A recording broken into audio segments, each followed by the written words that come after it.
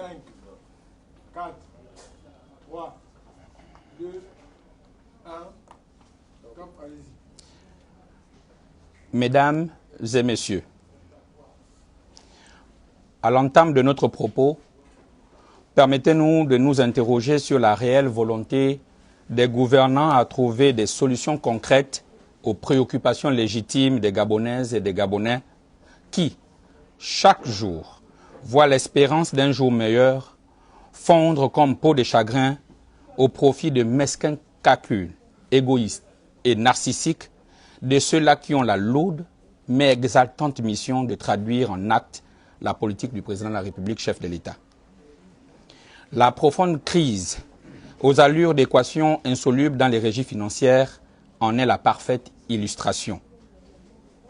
Comment expliquer cette incapacité, depuis 2014, à ramener une accalmie et une sérénité durable dans l'un des bras séculiers de l'État que représentent les régies financières? Qui tire réellement profit des contestations sur fond de démobilisation des agents des régies financières? Mesdames et messieurs, pour la compréhension de notre prolégomène interrogatif, un bref regard dans le rétroviseur est plus que nécessaire. De juillet à décembre 2020, la grève générale illimitée des régies financières a eu pour conséquence désastreuse non seulement la démobilisation et la démotivation des agents, mais aussi et surtout de contrarier les ambitions budgétaires de notre pays. C'est fort de ce constat que le président de la République, chef de l'État, a signé 2 décrets le 24 décembre 2020. Le premier décret porte le numéro 00428/PR/PM et fixe les modalités d'évaluation et d'attribution de l'intéressement spécifique servi aux agents des administrations des douanes, impôts, trésors et hydrocarbures. Le deuxième est le décret numéro 00429/PR/PM instituant une prime à la performance budgétaire. Vous souvenez-vous de l'incroyable balai médiatique que cela avait occasionné, où chaque ministre passait démontrer à la nation son indéfectible attachement au respect de la signature du chef de l'État? Vous souvenez-vous qu'au mois de février 2021, ces mêmes ministres n'ont ménagé aucun effort pour priver les régies financières de la prime à la performance budgétaire y afférente au fallacieux prétexte que nous n'avions pas atteint les objectifs assignés? Vous souvenez-vous que ce n'est qu'au terme d'une montée d'adrénaline que ces mêmes ministres ont cru bon de prendre un arrêté mettant en place le comité d'administration, notamment l'arrêté numéro 2021/maire/MBCP/MPGH du 20 avril 2020, en application des dispositions de l'article 16 du décret numéro 00429 cité plus haut. Loin d'être des naïfs, nous avons, en toute responsabilité, accepté de faire partie de ce comité d'administration. Non pas en caution de forfaiture, mais pour y apporter notre contribution à la construction d'une accalmie et une sérénité au sein de nos différentes administrations. Nous l'avions dit en son temps. Comment peut-on faire signer au chef de l'État des décrets qui portent les germes de sa propre destruction? Comment peut-on s'engager à payer une prime assise sur l'atteinte des objectifs alors que les agents censés les réaliser ne connaissent même pas quels sont ces objectifs? Comment et par qui ces objectifs sont-ils définis?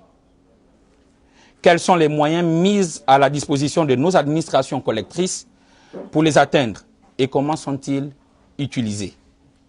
Oui, mesdames et messieurs, la logique ne voudrait-elle pas que les objectifs assignés à chaque administration des régies financières soient connus et partagés par tous les agents afin de mieux se les approprier pour une réelle implication de tous?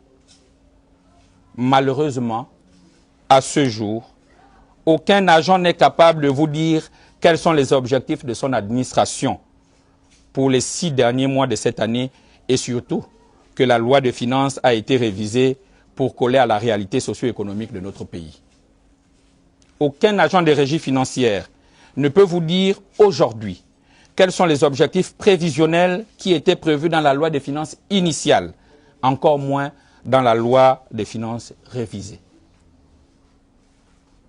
À l'attention de Madame la Présidente du comité de coordination, par ailleurs ministre de l'économie et de la relance, en février 2021, vous n'avez pas manqué une seule occasion avec votre collègue, ministre du Budget et des Comptes publics, à justifier le non-paiement de la prime à la performance budgétaire de février au nom du principe du strict respect de la signature du chef de l'État.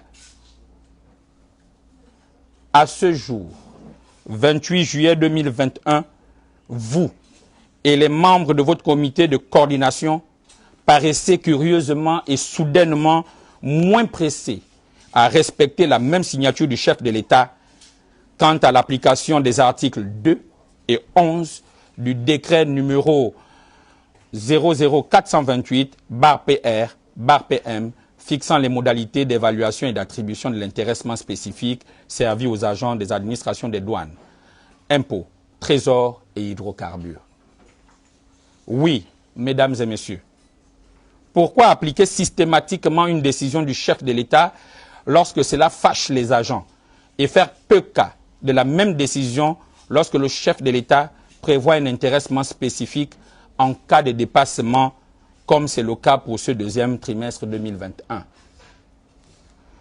En asseyant l'intéressement spécifique sur le dépassement des objectifs trimestriels, nous nous sommes assurés de supporter les charges incompressibles de l'État et que par conséquent, cet intéressement spécifique ne saurait faire l'objet de négociations.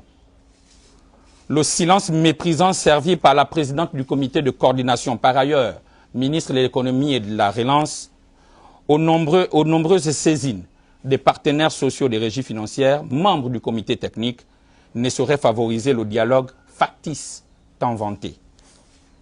Au regard de ce qui précède, et loin d'être la caution de cette forfaiture contre l'accalmie et la sérénité dans les régies financières, telles que voulues par le président de la République, chef de l'État, nous, Fédération des collecteurs des régies financières, suspendons notre participation au comité technique.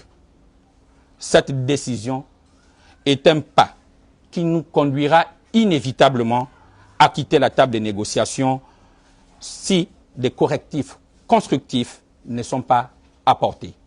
Nous vous remercions.